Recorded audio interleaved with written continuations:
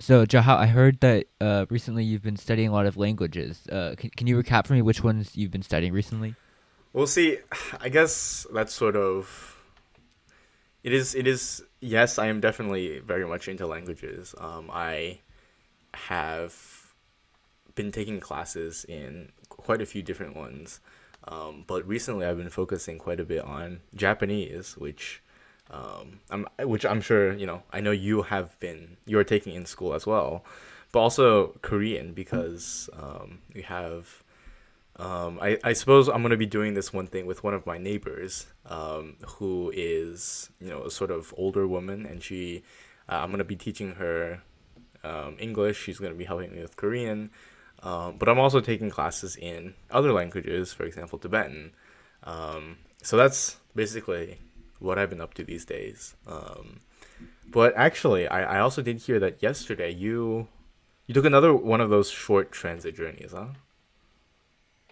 Yeah, I did. I spent the afternoon mostly just going out to Antioch, trying to try out the new eBart service on BART, which is like 3 years old. And it turned out into like a 7 hour, 8 hour trip, but it was fun.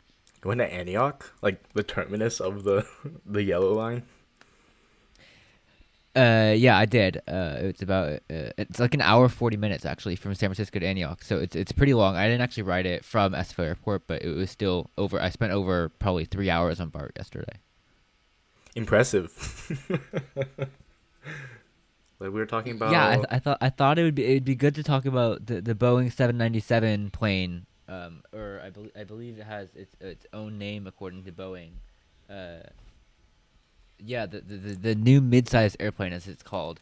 Um, which so my understanding is that it would replace both the 757 and the 767, which are both super old. And actually, from my own firsthand experience flying to New York recently, I flew on a 25-year-old 757 and a 26-year-old 767. So obviously, these planes are pretty old for Boeing. And I think it's time that Boeing come out with a new plane. So that's what I think we were gonna hopefully get into today. Well, first of all, let me say, for the record, I've never flown on either a 757 or a 767.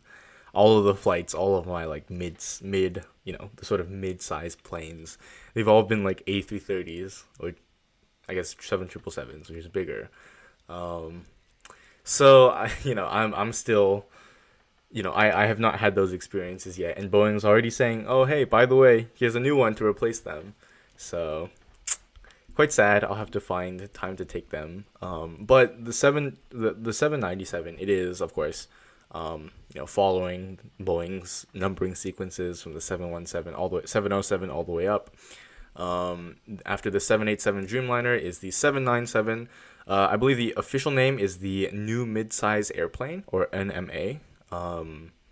And it is effectively, like Jack said, a plane in the mid tier, which is effectively going to be um, replacing sort of in the 757 and 767, and it will be the plane to serve the sort of middle sweet spot between the 7777, the new Max planes, and the 787, which obviously are for longer haul routes.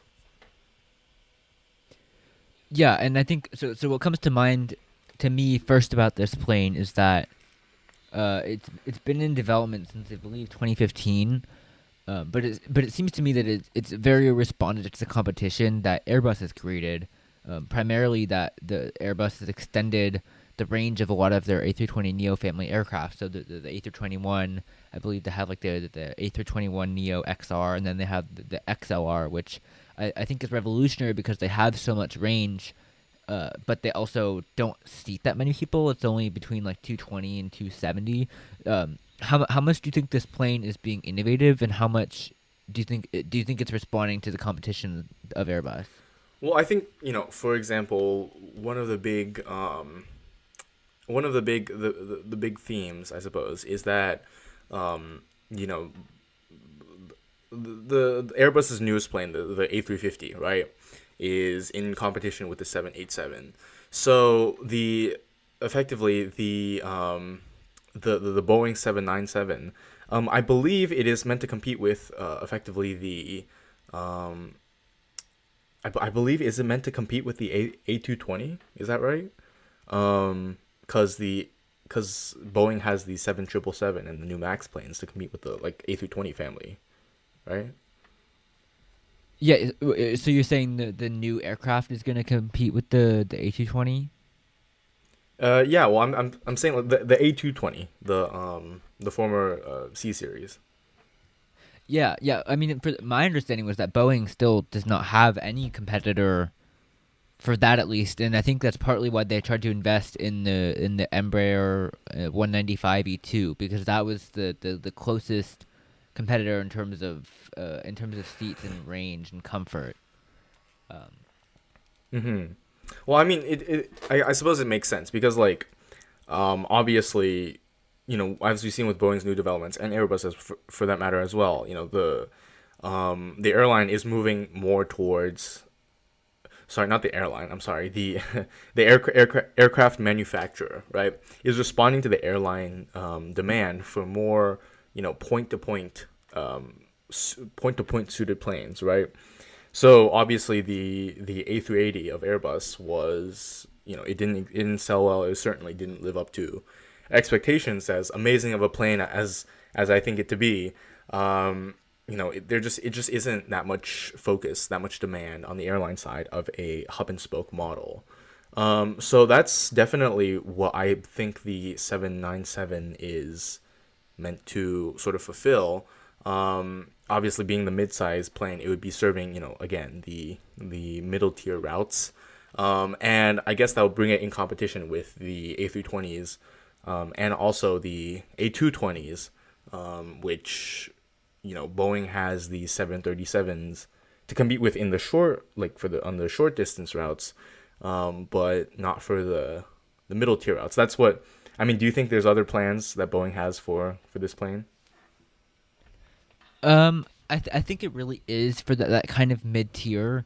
I guess right now they're probably trying to expedite that development a bit because at least with COVID, I think we've seen a lot of people looking for more just actual nonstop flights that don't skip over destinations, especially if they're closed for virus protocols. So I think Boeing is pretty intent on trying to get a plane with a lot of range.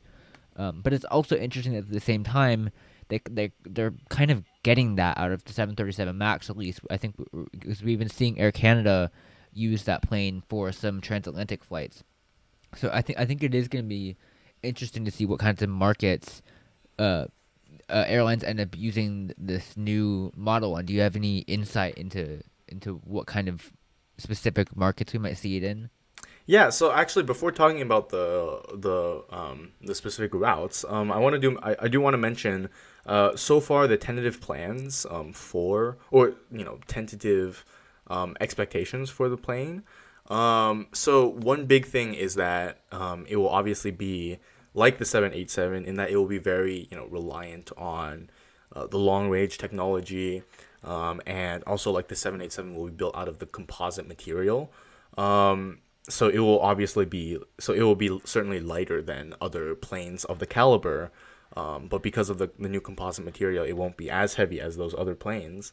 But also because the airplane itself, it's been reported online that we can sort of expect it to be at least in an economy, right? Just the seat configuration has been reported to be a 2-3-2, so two by the window, three in the middle, and then two by the window again, for economy class, and then 1-2-2 in premium economy, which I think and has also been reported that Boeing will focus quite a decent bit more on, because of the growing push towards the sort of the middle, not economy, but not the top tier luxury. And then in business class, it will be a 1-1-1 configuration. So, like I said before, right? This is not going to be the Boeing 797 is not expected to be the new luxury jet as Boeing sort of marketed the 787, or as Airbus marketed the A350 or the A380. And it does say, that it does say in various news reports that the plane will have a range of about 10 to 11 hours, which is certainly it's certainly not short haul flights, but it's also not I guess the sort of it's not the top tier, right? Like what Boeing has with the 787, which is now Hmm. flying nonstop from London to Australia, right? So I guess that's really a critical part of what we can expect. And sorry, you asked about the specific markets, yeah? Yeah, I did, but I'm curious about the points you brought up at least because you mentioned how it's not marketed to be a specific luxury aircraft, but also the configuration seems to suggest that it's really passenger friendly because at least 232 in economy I know is really popular with passengers because at least you can get a window seat. But also only have to climb over one person, and then especially with premium economy, having a 122 that means that there's going to be someone with direct aisle access in premium economy, which I know would please a lot of people, and also continue to improve premium economy as a whole. And then, of course, I think a 111 business class would be first of its kind. And that's even better than some first class where you have two seats in the middle. So, I mean, I think that also opens up the question of like other like premium markets that the plane would be fitted into that would really want to see that type of configuration. But I think that there's adds to the question of markets as a whole. Like, where do you see this plane being used? Yeah, so again, the like we've mentioned already multiple times, the market will obviously, I think, we can both agree that it will be filling the sort of long and skinny routes, as they're sort of referred to, right? Yeah. Long distance, but not so heavy demand. So certainly this plane, the 797, will not be put on New York, London, or um, San Francisco, Tokyo, right? And another thing that's sort of interesting to remember is that the 797, at least for now, Boeing sort of went back to the drawing board earlier this year. But what we can sort of expect is about like 220 passengers on there, and that's compared to the 787, which has 300. The 787-10 Dreamliner, which has 336 passengers on board. So it's 100 less passengers to be fitted on, and it will it's definitely not another long haul route, another long haul operating plane. So I came across this.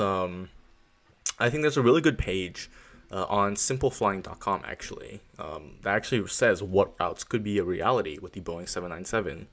And I think it's pretty, it gives a pretty good summary on what exactly we can sort of expect, right? Because it's like I said before, the plane isn't going to be serving the ultra long haul, like the popular long haul flights, but it's also not going to be serving the super popular short haul flights, because those are markets for the 787 and 737 respectively, on Boeing's part.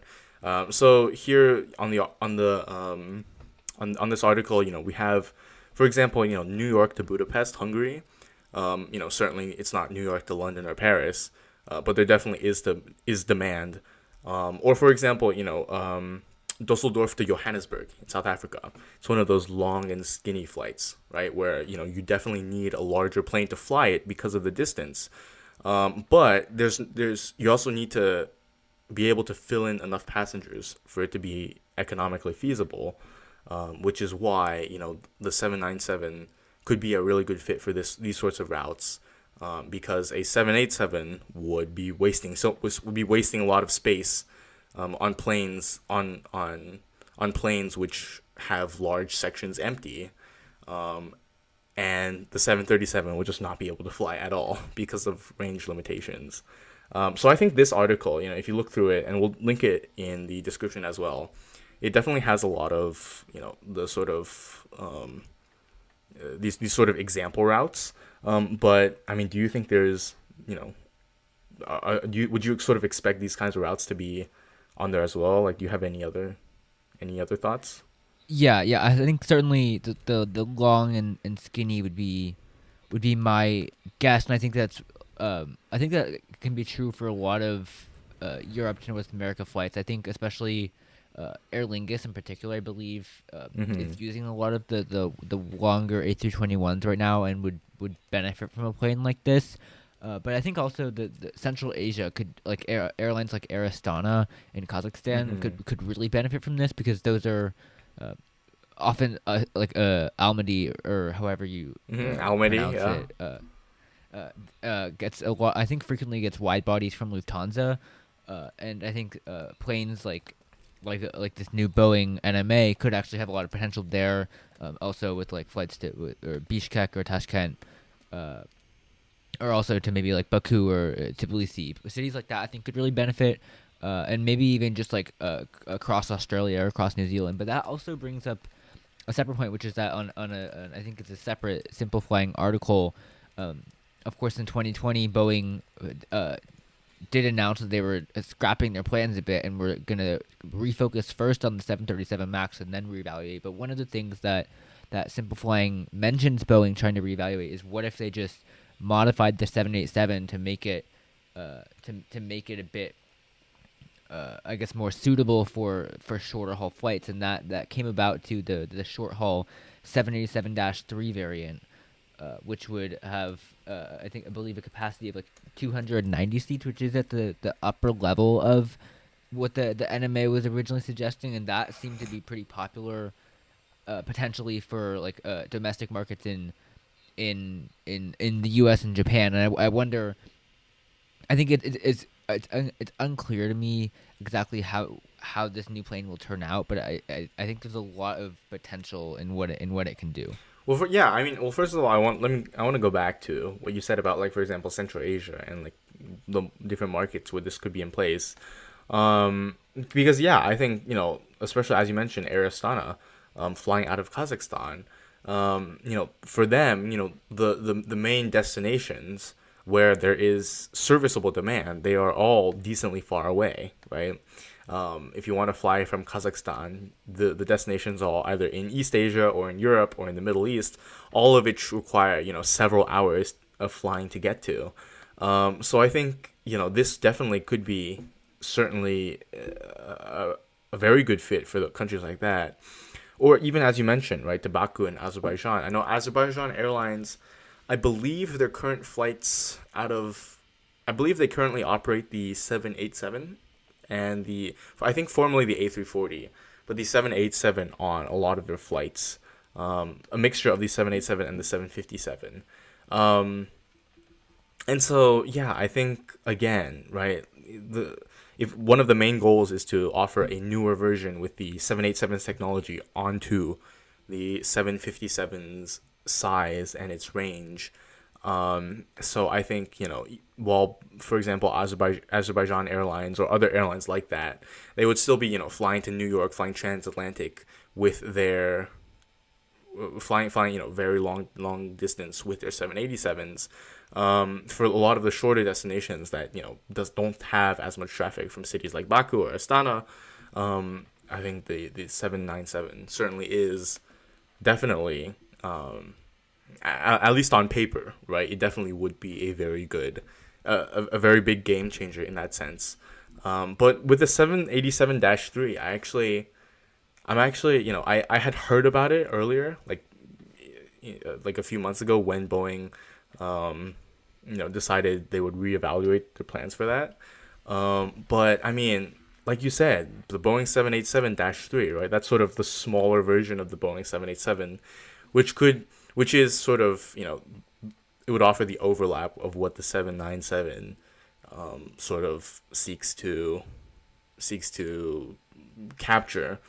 So I mean, like you said, it had been it had been a success. Sort of like there were orders from both Japan Airlines and ANA.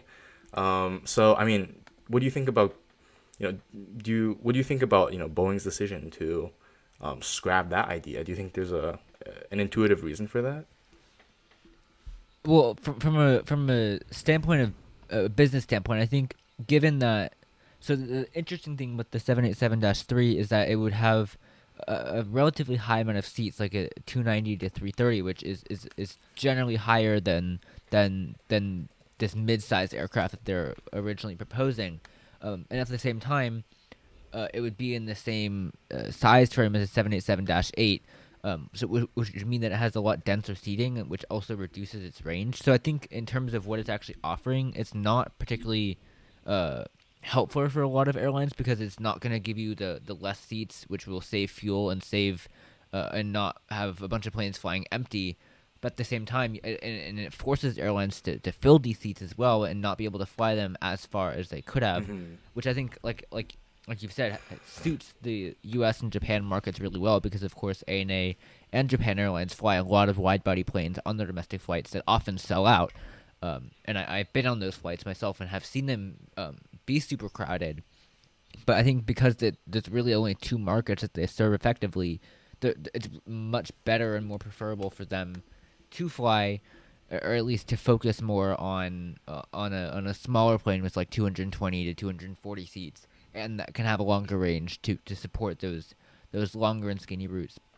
But also, on what you said, I think it's interesting that, like you mentioned, that Azerbaijan Airlines could use this new aircraft, for a lot of their routes in Astana too, from like Almaty to Seoul or Almaty to London. I think with airlines like Azerbaijan Airlines, it's interesting that it could replace a couple of the Dreamliner flights, and I wonder, this might be a question later down the episode, but I'm curious as to what this means for the future of some of these planes like the 787, where a lot of airlines, I guess, are overusing them, where they're flying them on routes because they need the range, but it also has way more seats than they need. Hmm. Well, yeah, I mean, I think that's also, another, that's definitely one thing to consider. And I know for certain that, I have not flown with them, but I have looked at some records, and I have looked at, online.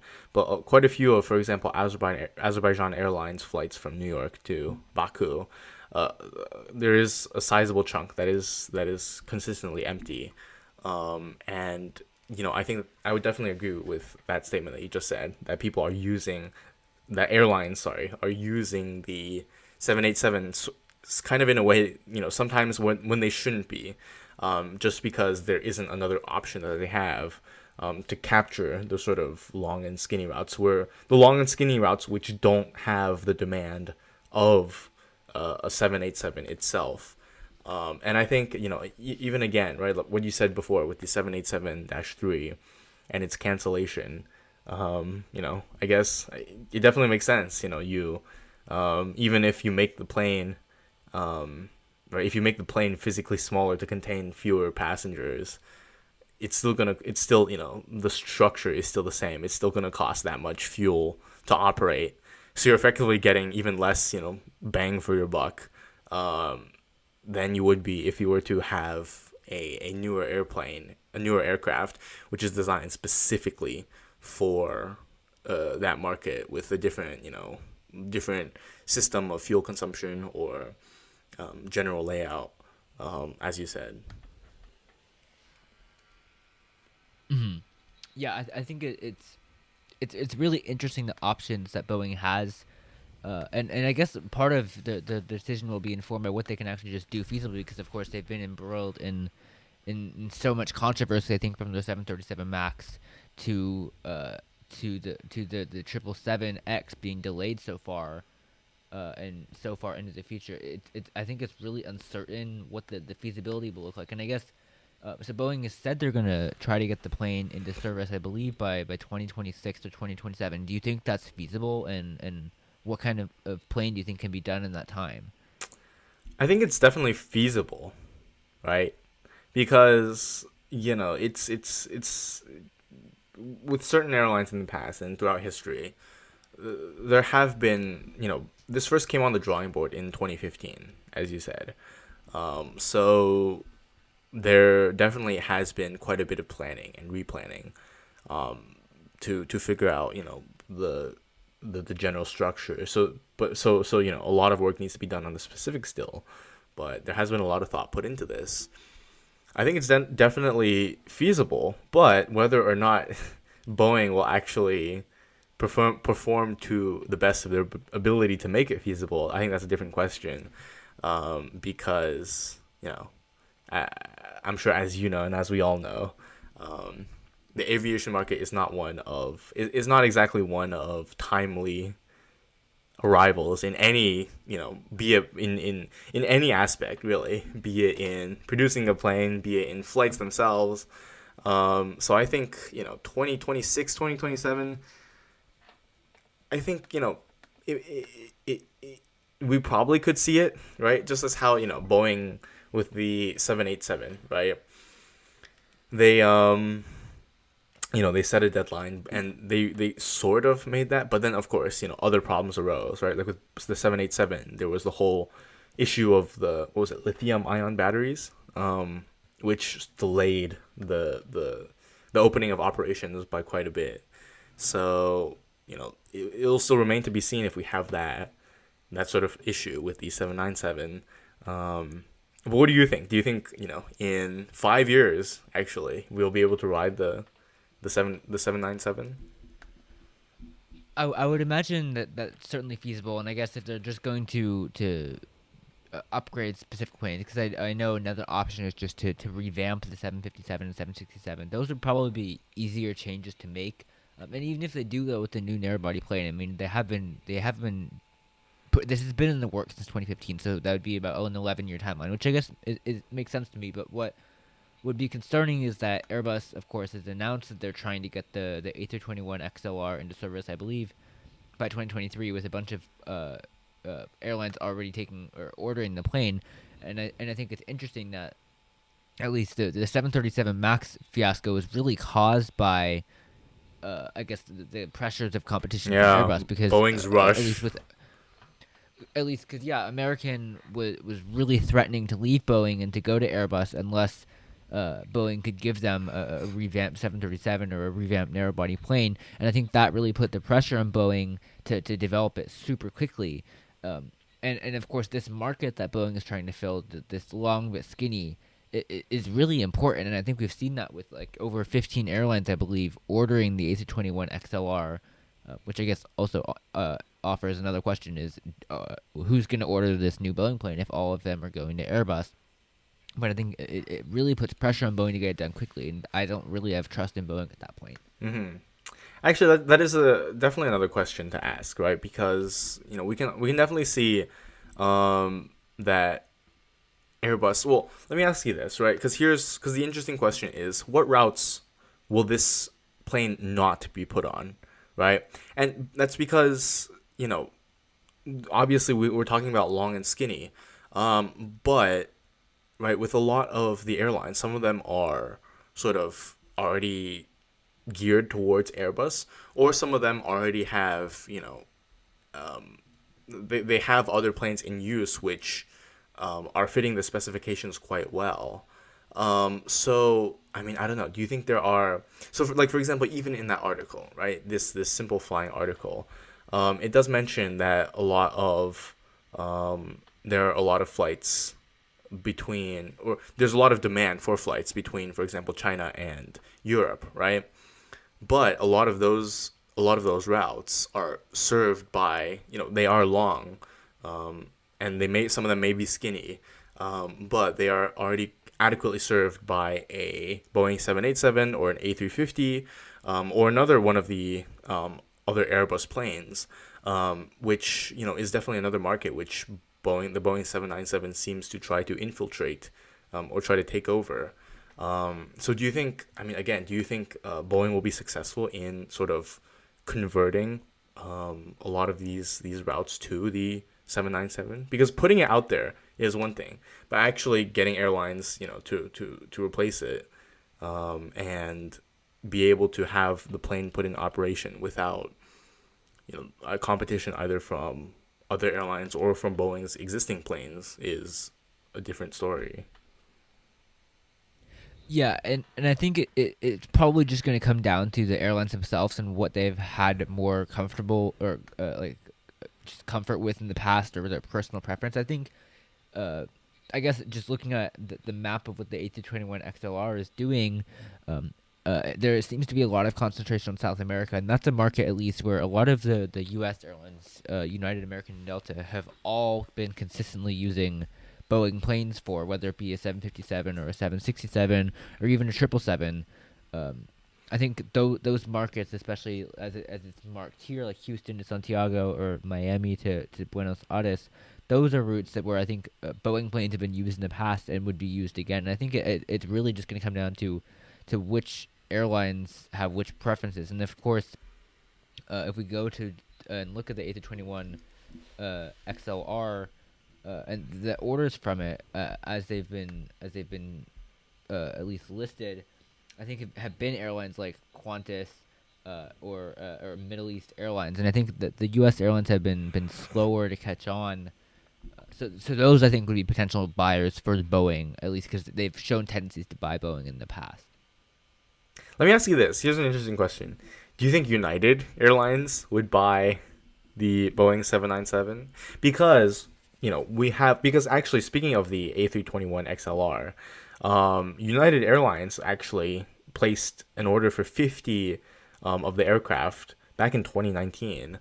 And as we've seen recently, not only with the supersonic purchase, but also the electric aircraft purchase, United is pretty eager to, I guess, get involved, get involved in newer aircraft developments. So I guess it's just an interesting question. Do you think United would be one to buy the 797? I think it really depends on.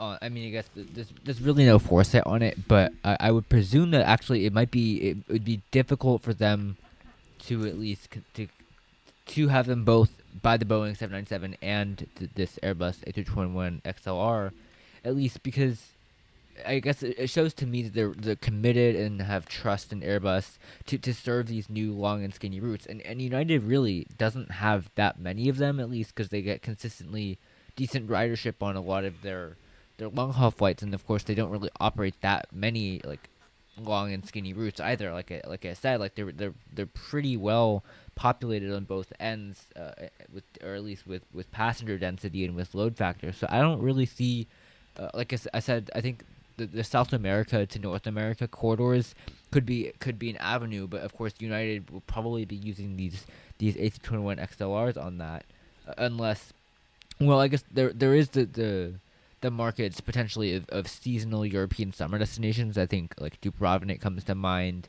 or places in Greece. Those I think United has expressed a willingness to go to in the past, and I would expect to see a lot of these there. But then again, that doesn't really ring a bell to me that okay, they're going to need 50 more Boeings to serve those routes because they already got 50 of them. So I don't really know. I mean, I think this is sort of another I guess sort of just a side question of United Airlines. But speaking of Dubrovnik, which you just mentioned, they actually commenced service just earlier this month from New York to Dubrovnik, and that's actually going to operate it with a 767-300ER. So like you said, right, the travelers to, for example, Eastern Europe, the seasonal European destinations, that is definitely a that would be a very, very likely candidate for the 797 if it were to be operated by United Airlines. But I mean, yeah, they do. Remember, once again, right? United Airlines does operate a lot of the sort of. They do operate a lot of the sort of long and skinny routes, which are either operated by like the 767, 757, or 787 in some cases as well.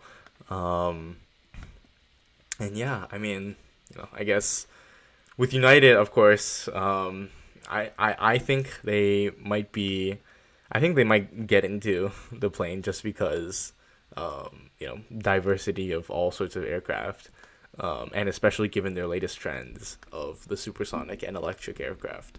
But once again, we shall see.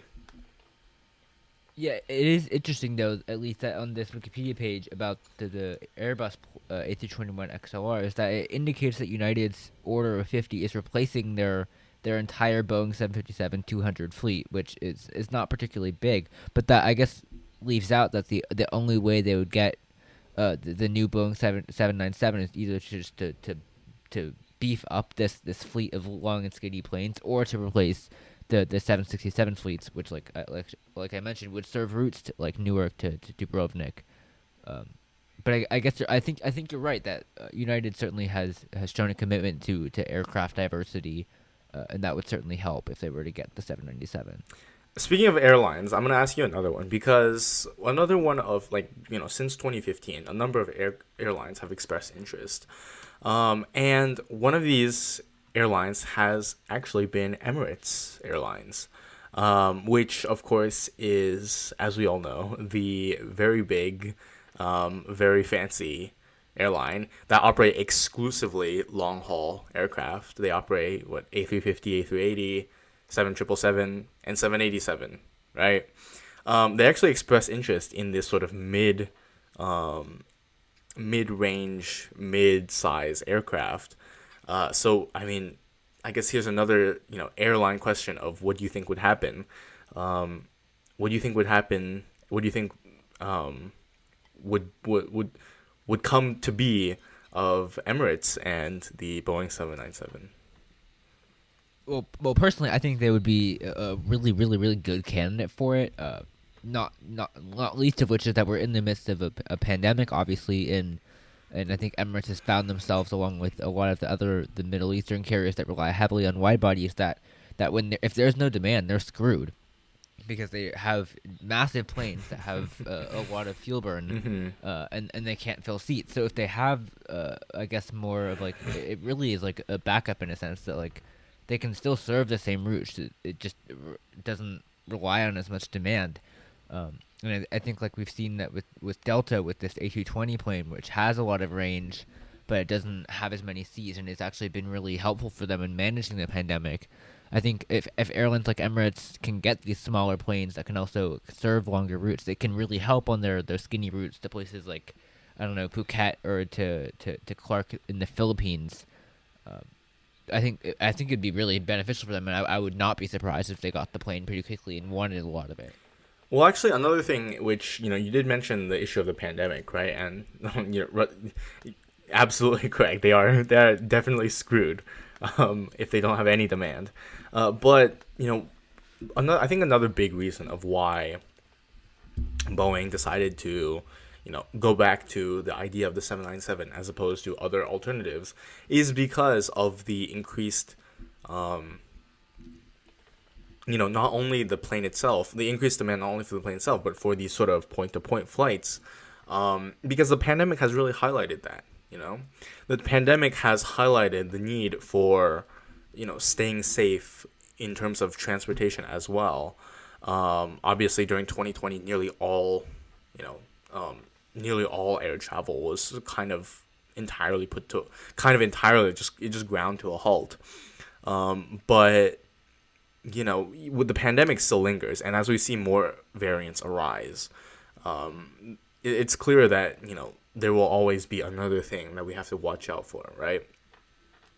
And it would be sort of impossible, at least right now, given our current circumstances, to sort of eradicate the pandemic entirely, especially with, as I said, new variants. And so it's just a matter of how cautious can you be, right? How best can you take precautions? And one of the best ways to take precautions, no matter where, but especially with travel, is to limit exposure. And on the plane, right? On planes themselves, 35,000 feet in the air, they have adequate circulation. They have adequate, planes need to be pressurized, so there's constantly circulation of air. So, the risk of transmission on a plane is quite low. But, where transmission is very, very high? At airports, right? On the ground, just normal air conditioning. And you have people coming and going from all corners of the world, right, into these sort of big international airports. And so, I think, again, from now, not only because of other economic reasons, but because of the pandemic, the point-to-point model is going to become even more popular. Because one of the worst things you can do in terms of spreading is to transfer at a big, massive international airport with people from all sorts of different places coming, interacting, and passing by, coming into close contact. So I think that's definitely been a driving force, and I think it will be a driving force in the future as more airlines come to terms with this fact.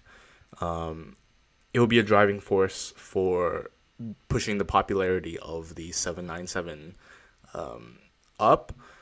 But I guess also, this sort of model with certain airlines like Emirates, whose entire operations rely on the sort of hub and spoke model.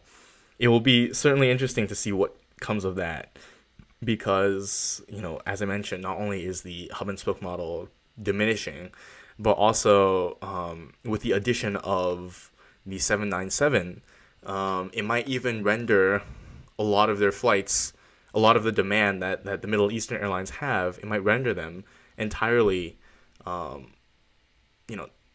not preferable. Let's just say, right? So, a lot of the transfers from Africa, Europe, and Asia to other destinations perhaps on the other, for example, from Europe to Asia or Africa to Asia, a feasible way now to travel would be via Dubai or Doha. Yeah. But with the new plane, right, that might change. There would be airlines that be able to offer direct connections from countries in Africa to Asia or to Europe without the need for that sort of middle transfer. And because the route exists, and also because the plane has adequate range, and also the right amount of seating, but also because of concerns of the pandemic, as well as the lower operating cost of the Boeing 797. I think another thing which could be a big thing to keep in mind about is how this will sort of affect the major airline players, as we know them, right? It could alter the market pretty drastically. Yeah. Sorry, you do make a lot of good points. that was sort of like a longer Yeah, point. I think it's good though, at least because I think, like as I said earlier, a lot of people want to avoid airports as much as they can because, like you said, they're huge virus hotspots, and I think that the Boeing 797 would allow for a lot of people to bypass major airports like Dubai, and I think it's interesting because like Lufthansa used to operate a route to like Pune in India, which was, I believe, one of the least profitable routes out there. I believe it was also operated on A320 as well. That they were flying from Munich or Frankfurt. I believe it may have been Munich actually, and I believe it made a stop in Azerbaijan. I could be totally wrong on that, but it did make a stop somewhere before Pune. But it's crazy that they would operate this route because it was such horrible comfort, and it took almost like 11 hours to even get there. And it made a stop, but I think that's important because it shows that there can be demand for some of these smaller cities in places like India, where you would normally just maybe fly in comfort on Emirates and stop in Dubai. But now if you get this plane, the Boeing 797, that can fly direct from Europe to India, to some of these smaller cities in India or even Central Asia, as we talked about earlier, I mean, the market potential for that is enormous. But even going back to Emirates, if the pandemic is going to just to stay here for a while, which it very well might if people don't get vaccinated, and of course the Middle East in the past, like Afghanistan and Pakistan, have shown a reluctance to get vaccinated against polio. I think at least for Emirates' perspective, it's probably beneficial for them to at least consider buying the plane, because worst they can do is just have less seats than the demand. Like you could operate this route from Dubai, or operate the plane from Dubai to London and fill it and make money. But of course you can probably operate an A380 and maybe get some more people. But I think it's good in the long term for at least you can cover some demand and make sure you have a backup plan against future pandemics or even or times when people don't want to fly as much. But I think for Emirates and for all of the Middle Eastern carriers, if you get rid of that geographical advantage of stopping over, then it would be really bad for those airlines. Now, I think it's important to point out, I think those airlines will still have a large geographical advantage, at least because if you're flying from South Africa to the west coast of the U.S., you're still going to have to stop somewhere, whether it be in Europe or in the Middle East. And I think a lot of people would still want to stop in the Middle East. And I think too, if you're going to East Asia, like Cape Town to Tokyo, is not going to be able to be covered by a 797, and you still have to stop. But I think, as you mentioned, that the flights from like say Cairo to Delhi or to Singapore, those might be able to be covered by the 797. Mm-hmm. And yeah, I mean, I guess, as we've seen before, right? As we've seen with the introduction of the 787 flight from Perth to London, analysts before it began, analysts had previously predicted that, this flight won't gain much popularity.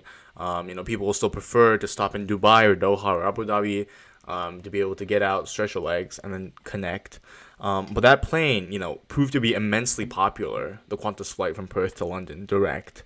I believe the first flight took off with like 94% capacity, which is amazing, especially for a flight of that caliber. So there definitely is the demand for these sorts of long haul flights. So actually, I want to bring up 2 points. One about Emirates and one about other airlines. The first one is, do you think that we would, Emirates is sort of trying to play both the connector airline as well as the ultra luxury airline role. With the introduction of the sort of flights which bypass the United Arab Emirates entirely and render them sort of not needed. Do you think Emirates and the other Gulf airlines, they will have to have a change in operation and focus more on connecting smaller cities, or connecting or even focusing more on a more high class, becoming more luxury airline based, instead of being like the sort of connector of Afro-Eurasia? And the second question I want to sort of pose is like the other airlines which sort of act as regional connectors. For example, Ethiopian Airlines, right, which is a large connecting airline among Africa itself. A lot of destinations between Addis Ababa and other cities. People would fly from a city, connect in Ethiopia, and then continue on. Do you think the sort of smaller regional connecting airlines, they would see that sort of impact because there's no longer a need for those sorts of point to point destinations, connecting through Addis Ababa or through Cape Town or through whatever? Yeah, I mean, at least for Emirates, I think.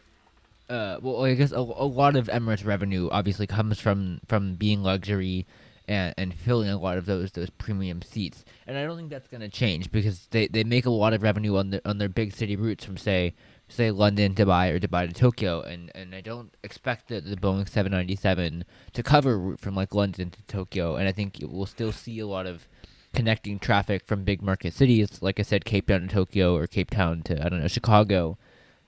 Which I would still expect a lot of people to fly Emirates. So I would lean towards the latter on what you mentioned there, that they would certainly try to use their luxury seats and brand image to their advantage to gain people that way. And I think it'd be harder for them to focus on smaller cities because those really would be taken away, or at least, I mean, certainly you can still connect in Dubai to some of these far away places like LA. Or to South America, but I think for places in Europe or in Central Asia that Emirates serves, especially maybe like, or a lot of the Fly Dubai routes, which I guess isn't Emirates itself, but is affiliated with Emirates. Those would really suffer because a lot of people, I would assume, fly through Dubai to get to Central Asia to places like Tashkent or to Ashgabat, and those routes would really suffer because those could just easily be replaced by the 797. But I think Ethiopian is a different story in that a lot of their traffic connects to places like Senegal or Togo or in Ghana, and of course I think it's really difficult for those at least airlines in those countries to even gain enough money to buy the plane in the first place. So you'd have to see richer airlines like British Airways just come in and fly say London to Lomé, which I believe you can already connect to Paris, I believe. So I think a lot of Ethiopian intra-Africa traffic is certainly not going to be replaced at all by this aircraft, just because a lot of these countries don't have really enough financial investment to even buy the aircraft in the first place. And I don't think that there's a really an inconvenience of stopping it as well. But anyway, Yeah. I mean, I guess the second one about Ethiopian Airlines, like the sort of smaller regional connectors, I guess that sort of makes sense. You know, it may not even replace them, but Ethiopian might just take that to their advantage to use these sort of smaller, not sort of across the world length flights, but Ethiopian and other sort of regional connectors like that might take the airline for themselves and use that in their hub and spoke model, which may be pretty interesting. But and I think that's definitely going to be the case with Ethiopian Airlines or other airlines like that, right? Like Vietnam or Garuda Indonesia. But in terms of Emirates and those Gulf region airlines, I suppose there always is a there will always be people who would prefer to transfer in Dubai and be in this ultra luxury city. But what I am thinking is that like as you said before, right? For example, was it London to Tokyo or was it Chicago to Cape Town? I think what effectively Boeing plans and what a lot of airlines are hoping for is that for those sorts of markets, which are like ultra long haul, those will be operated by the 787, and the mid tier ones operated by the 797, all of which would be just direct point to point routes. So, no matter if it's a super long haul or if it's a medium haul, one of those long and skinny routes, Boeing and a lot of airlines, Boeing has a plane, will have had a plane for that, and a lot of airlines are seeking that out. So I would say that in terms of the sort of Gulf airlines, I definitely do agree they're not going to lose their ultra luxury selling points, but I would sort of think that their sort of demand for those airlines, right, would definitely decrease, especially like I said before, sort of like not too dissimilar from what had happened in prior decades, which is before the Gulf states came to prominence. The main transfer hubs were in Southeast Asia through Bangkok or through Singapore, and there's no doubt they are still major transit stops, but they are certainly not. They have been overtaken by the Gulf states, and so what I think there is definitely a possibility of happening is that instead of being replaced by another geographic region, that the Gulf states themselves, in terms of their airline connections, they would just be sort of rendered certainly not, let's just say, not as popular as they are now, because of the existence of a lot of these long and skinny flights between Africa and Asia or Europe, and all the rest. yeah, and I think it's interesting though, because I think for the time being, Boeing seems to be reluctant to at least focus more on the 787, because of course right now they've got the 777X going on. They had the 737 Max and obviously the 797. And I think that also just demonstrates there still are markets to be filled in the aviation industry, because there really isn't right now a plane existing that can serve ultra long routes but also have somewhat thin demand, or at least, because I guess in the context of those routes you need a plane with the range. In order to get that range, you often need significantly less weight, and I think we see Big, that yeah. with the A350 ULR only having like 200 something seats, with the bulk of them just being premium economy and business, which I guess also demonstrates that if right now in the status quo, the only planes that can serve ultra long routes are also incredibly business heavy, because if you're not going to have a lot of seats on these long routes, you need to get the most out of them and sell them for expensive prices, which means you're probably going to have to make them nicer. And I think it shows that Boeing could potentially capitalize on, okay, we need to make a super ultra long plane. It's probably not going to have that many seats, but we also need to make money. But we also would want to attract a certain type of customer, and at least maybe serve at least slightly smaller markets.